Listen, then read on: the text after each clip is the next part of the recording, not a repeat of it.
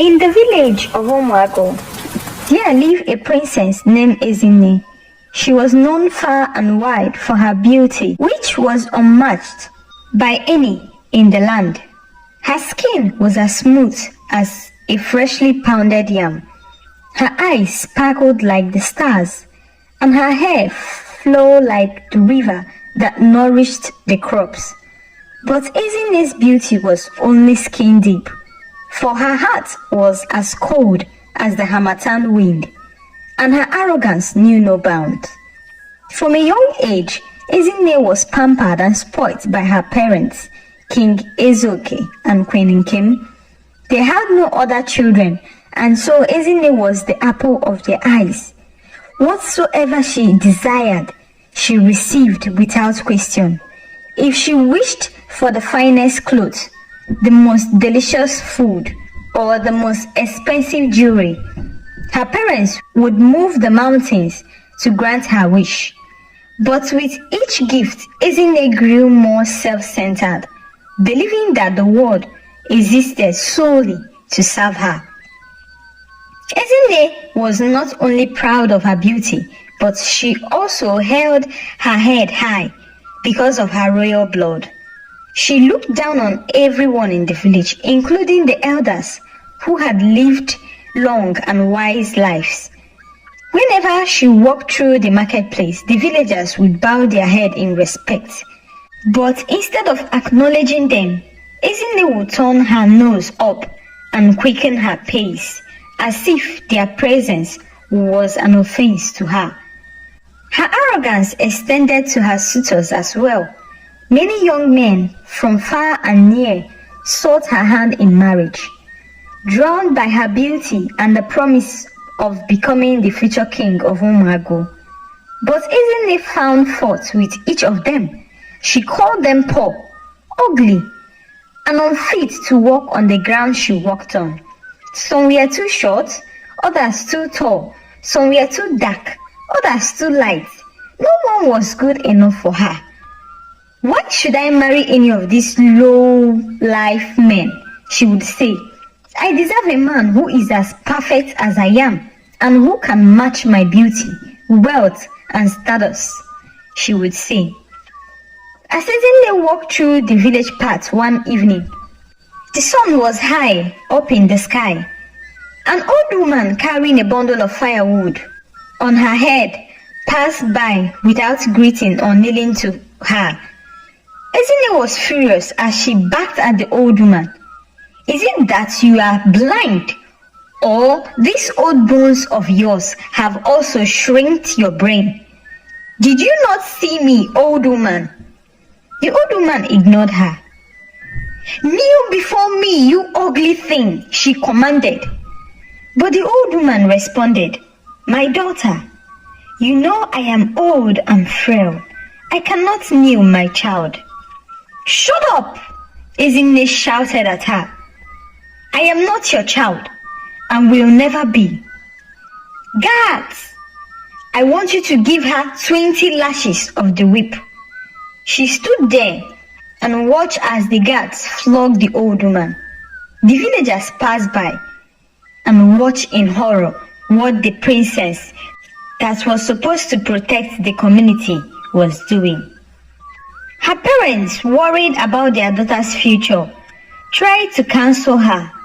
Ezinne, my daughter, her father, King Ezoke, would say, beauty fades with time, but kindness and humility will keep you cherished by all. You must learn to respect others, for no one is perfect, not even you. But Ezinne will scoff and roll her eyes. Father, you don't understand. I am not like other women. I deserve the best, and I will settle for nothing less, she would say. Queen Nkem also tried to talk sense into her daughter, but her words fell on deaf ears. Ezinne, you must be careful how you treat others. The way you insult these men and the elders is not right. One day, you may regret your actions, her mother would warn her. "Mother, please spare me your lectures this afternoon," Ezinne would respond with a dismissive wave of her hands. "I will not lower myself to the level of these disgusting commoners. If they cannot meet my standards, that is their problem, not mine." The elders in the village also grew concerned. They gathered in the king's palace one evening to discuss the matter.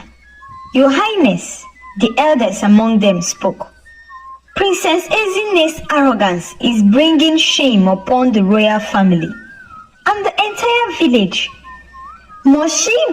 She must be taught humility before it's too late," they would say. King Ezoke sighed deeply, for he knew the elders spoke the truth. But what could he do? Ezinne was his only child, and despite her flaws, he loved her deeply. "I understand your concerns, my elders," he said, "but Ezinne is stubborn. She refuses to listen to reasons. What can we do?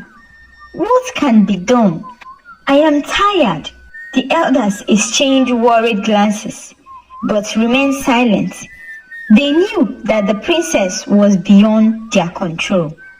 One day, a stranger came to the village with his people. He was tall, with broad shoulders, and a handsome face that seemed to have been sculpted by the gods themselves. His clothes were made of the finest silk, and he wore jewelry that glittered like the sun. His wealth was evident in every step he took, and the villagers could not help but stare in awe as he made his way to the palace. "I have come to seek the hand of Princess Ezinne in marriage," the stranger announced when he was brought before the king Ezoke. His voice was deep and commanding, and it filled the room with a sense of power and authority. King Ezoke was taken aback by the man's confidence and wealth. "What is your name, and where did you come from?" he asked. "My name is Obinna, and I came from a faraway land in Oboduku," the stranger replied. "I have heard of the princess's beauty and virtues, and I believe I am the one worthy of being her husband." Queen Nkem, who had been sitting quietly beside her husband, looked at the stranger with curiosity. There was something about him that made her uneasy, but she could not place her finger on it. "What made you think you are worthy of our daughter?" she asked.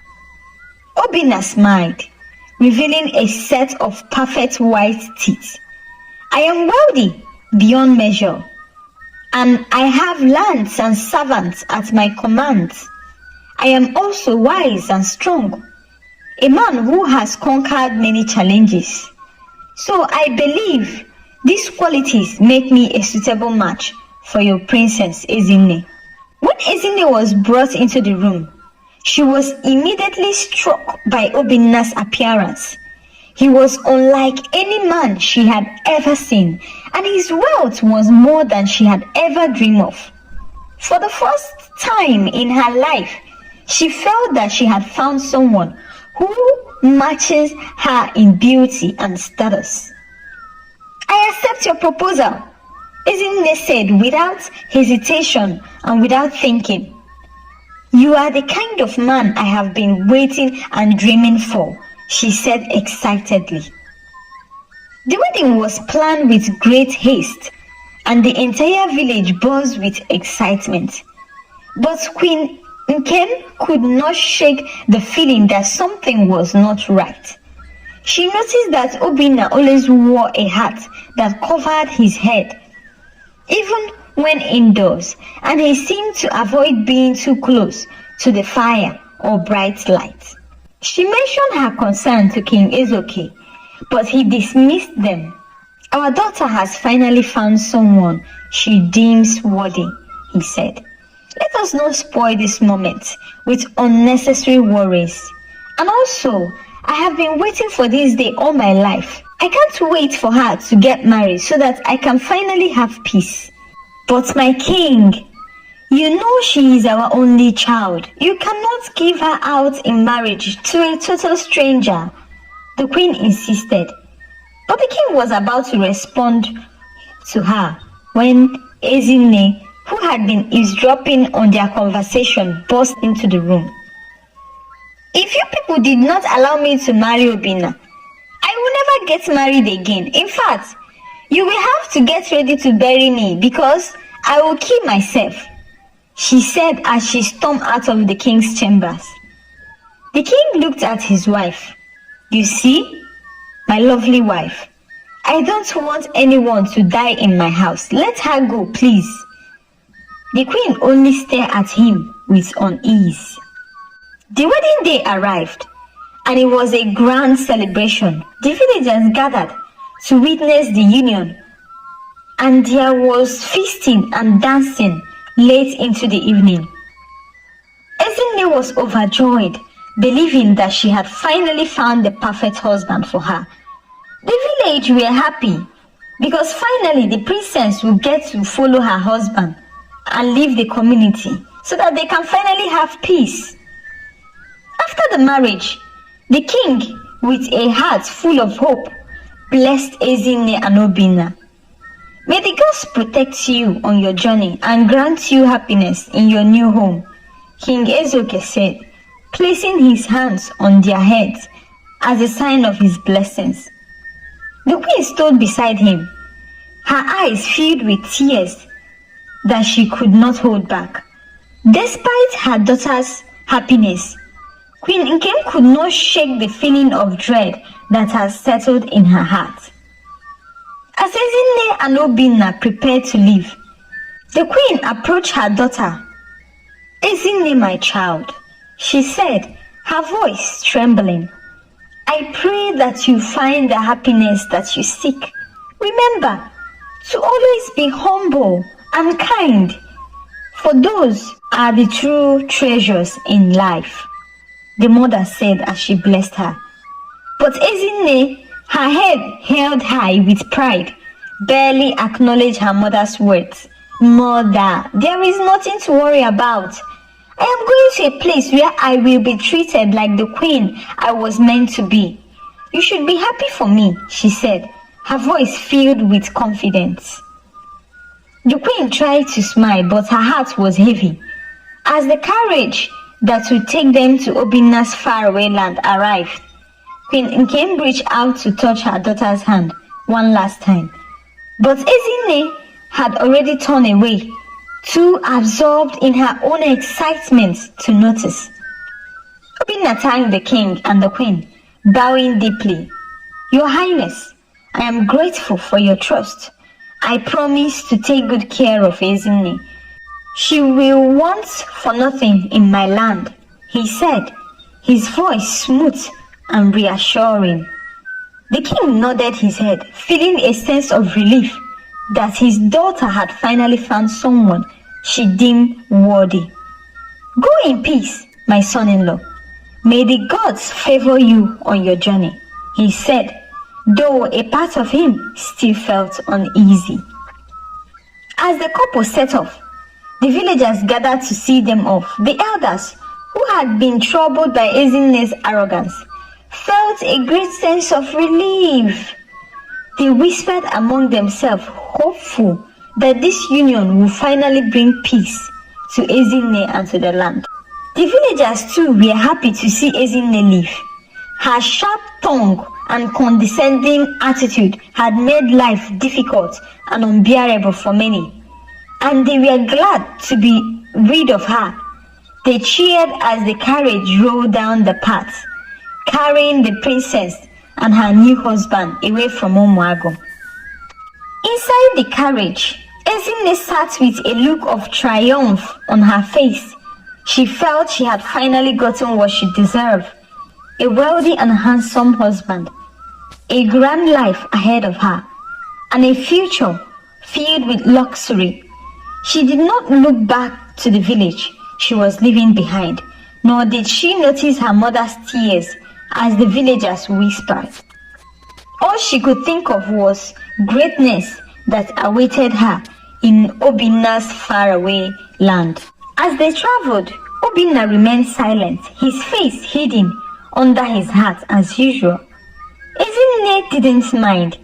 She was content to admire the scenery and dream of the life that awaited her.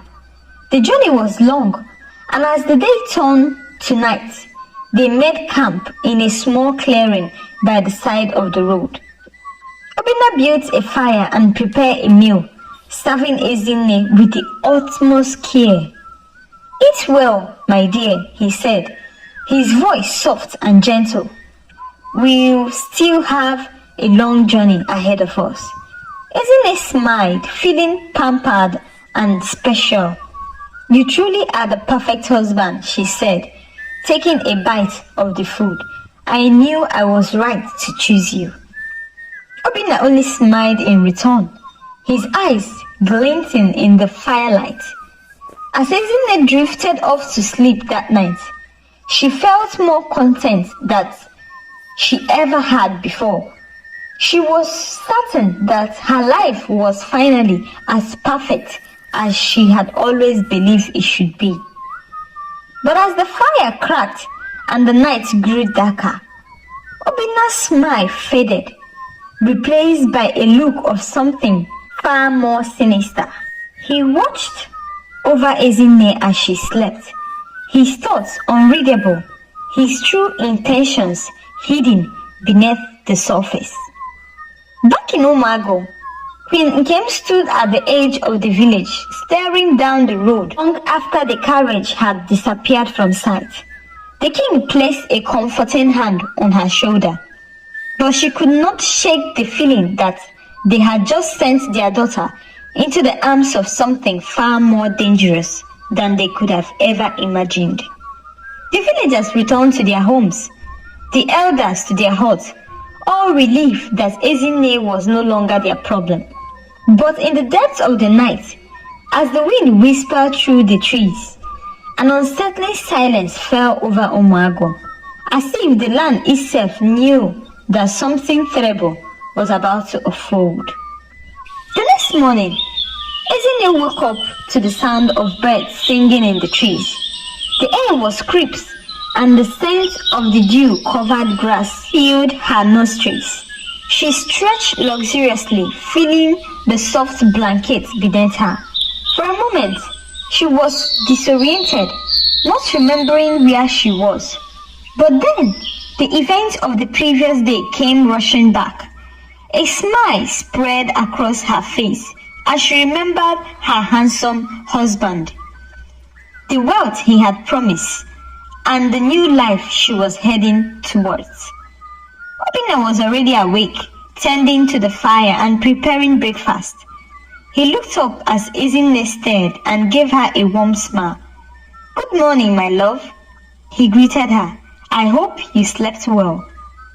Ezinne nodded her head, sitting up and brushing her hair off her face. "I did," she replied, still feeling the excitement of her new life bubbling inside her.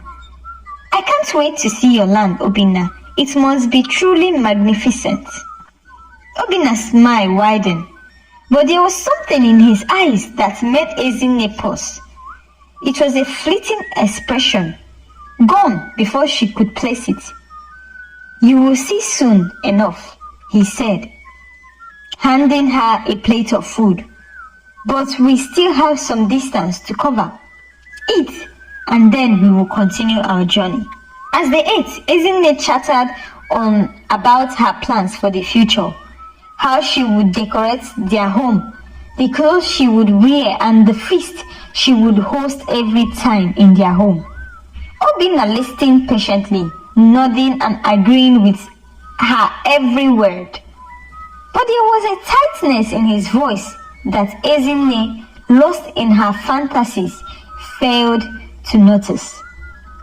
After breakfast, they packed up their camp and continued on their way. The paths grew narrower as they ventured deeper into the forest, and the trees became thicker, the branches intertwining to form a canopy overhead. The sunlight barely penetrated through the leaves, casting the path into a dim greenish glow. Ezinne's excitement began to wane as the day wore on.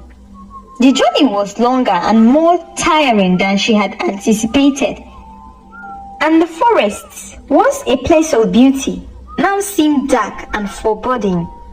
The sound of the forest, the rustling of leaves, and the occasional cry of a bird, which had initially been soothing, now seemed airy and unsettling. "Obinna," she called out as they trudged along. "Are we almost there? This forest is making me uneasy." Obinna glanced back at her, his expression unreadable beneath the shadow of his hat. "We are close," he said, but his voice held no comfort. "Just a little further and we will reach our destination." Ezinne nodded, trying to shake off the growing sense of dread that was creeping into her heart.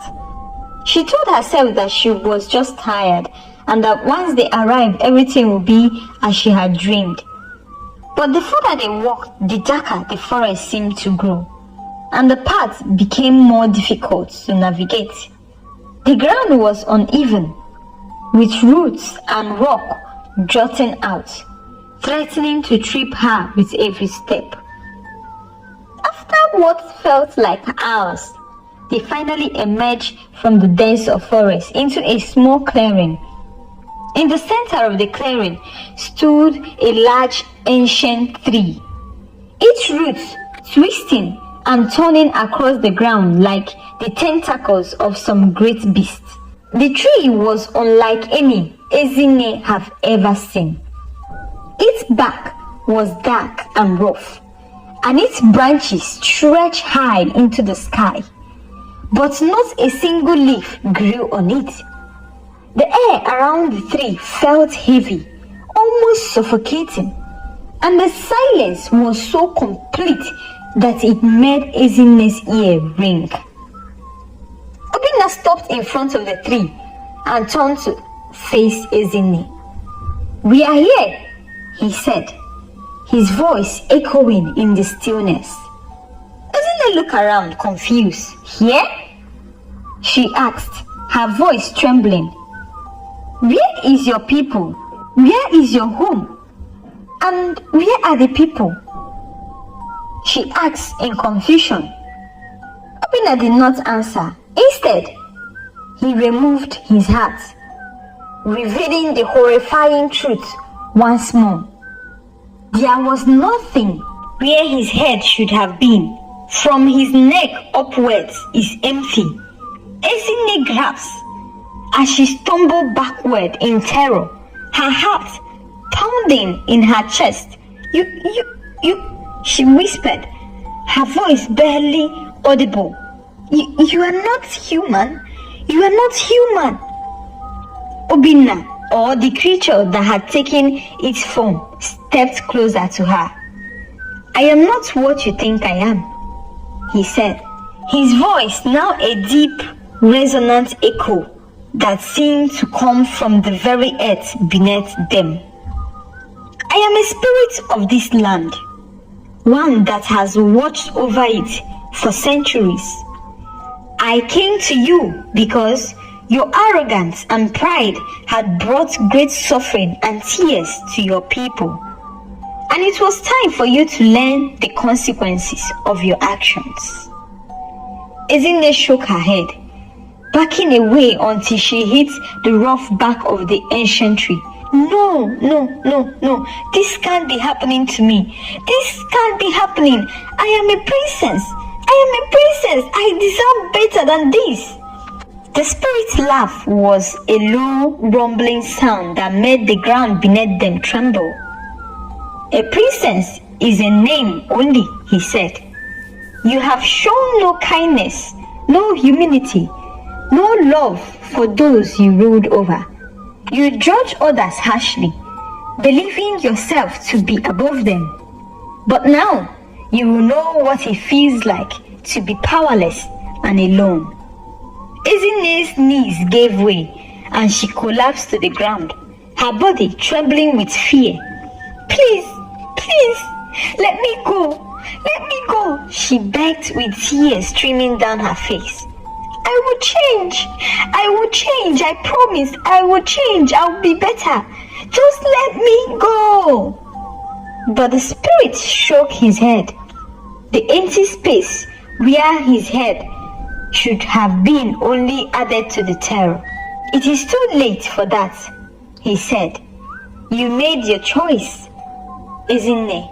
And now you must face the consequences.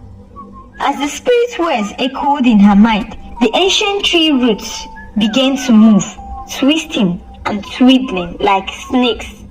They wrapped around Ezinne's ankle, pulling her closer to the tree. She screamed, struggling to free herself. But the roots were too strong, and they continued to pull her in until she was trapped against the rough bark. The last thing Ezinne saw before darkness overtook her was the spirit standing before her, his body slowly fading into the mist that had begun to rise from the ground. This is your new home, he said, his voice a whisper on the wind. You will remain here, a reminder to all who pass through this road of the dangers of pride and arrogance. And then the world went black. Back in Umuago, the villagers continued their lives unaware of the fate that had befallen their princess. The elders, relieved that Ezinne was gone, continued to guard the village with wisdom and care. The queen, still troubled by her daughter's departure, found solace in the knowledge that Ezinne had found a husband who could provide for her. Ezinne remained trapped within the ancient trees, bound by the roots that had once held her so tightly. Days turned into weeks, and weeks into months, as the forest grew silent around her. The once proud princess was now a prisoner of her own arrogance, left with nothing but her thoughts and the airy whisper of the wind to keep her company. But as time passed, something within Ezinne began to change. The terror that had once gripped her heart slowly gave way to reflection.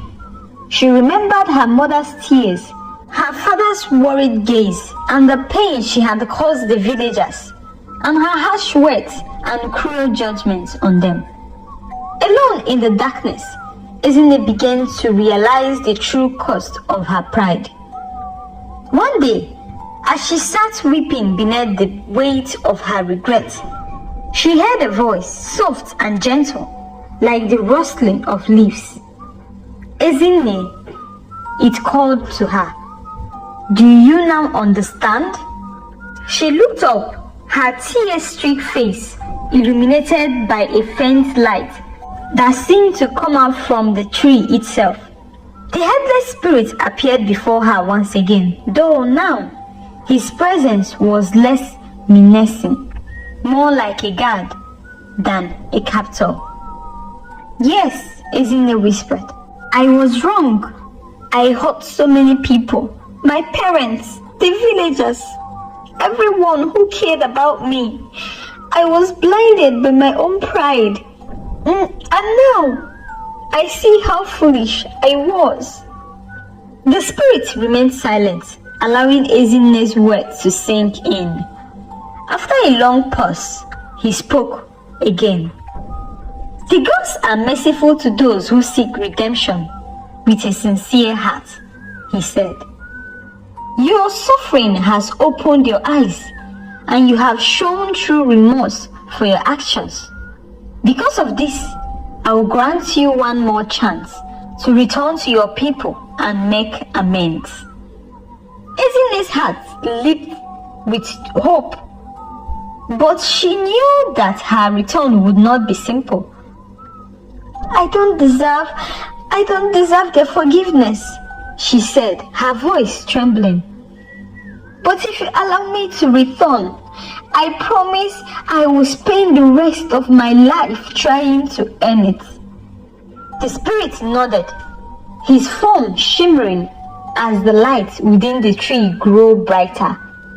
"Remember, Ezinne," he said, his voice echoing in the stillness.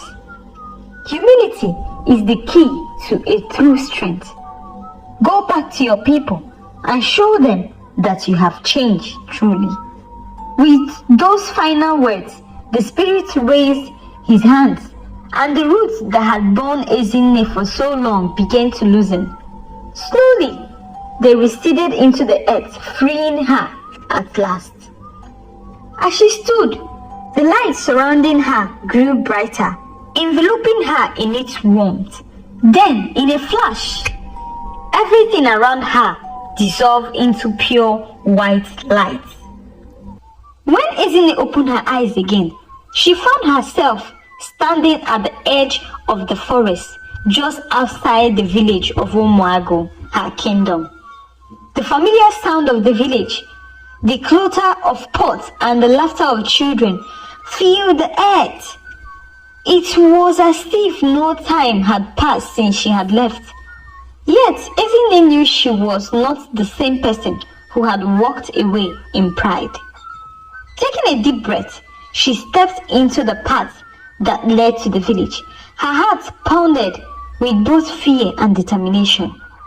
She knew the road ahead would be difficult, that earning back the trust and respect of her people would take time, but she was ready to face the consequences of her past actions. As she approached the village, she saw the familiar faces of the villagers turn towards her in surprise. Murmurs spread through the crowd as they recognized her. Some looked worried, others confused, but none approached her. Ezinne's parents, King Ezoke and Queen Kem, were among the people that saw her. The queen gasped and rushed toward her, her hands covering her mouth in disbelief. "Ezinne, is this really you?" she whispered, tears welling up in her eyes. Ezinne nodded her head, eyes brimming with tears. "Mother, father," she said, her voice thick with emotions, "I have returned, but not as the princess you once knew. I have seen the terror and error of my ways, and I am here to ask for your forgiveness. I know I don't deserve it, but I will spend the rest of my life trying to be the daughter, the princess, and the person you always hoped I would be." The king stepped forward, his face stern, but his eyes softened as he looked at his daughter. "Ezinne, you have caused great pain with your arrogance," he said, his voice steady. "But it takes courage to admit one's mistake and seek redemption. And if you're truly repentant, then you have taken the first step towards healing." Queen Kem embraced Ezinne, tears streaming down her cheeks. "My daughter, my child, we have missed you so much," she said, her voice choked with emotions. "Your return is all we have prayed for." Ezinne wept in her mother's arms, overwhelmed by the love and forgiveness she had not expected. The villagers, seeing the change in their once proud princess, began to gather around, their initial wariness giving way to cautious hope. One by one, they stepped forward, offering her words of encouragement and welcome. Over time, Ezinne worked tirelessly to make amends for the hurt she had caused. She became a humble and kind leader, always putting the needs of her people first. She sought the counsel of the elders, respected the wisdom of those around her, and dedicated herself to serving the village. With love and compassion, the villagers, seeing her sincerity, gradually forgave her and accepted her back into their hearts. Ezinne's story spread far and wide, becoming a powerful lesson about the dangers of pride and the power of redemption. She went on to rule with wisdom and grace, earning the love and respect of her people. And though The memory of her time in the ancient tree never left her. It served as a constant reminder of the importance of humility, kindness, and the strength found in true repentance.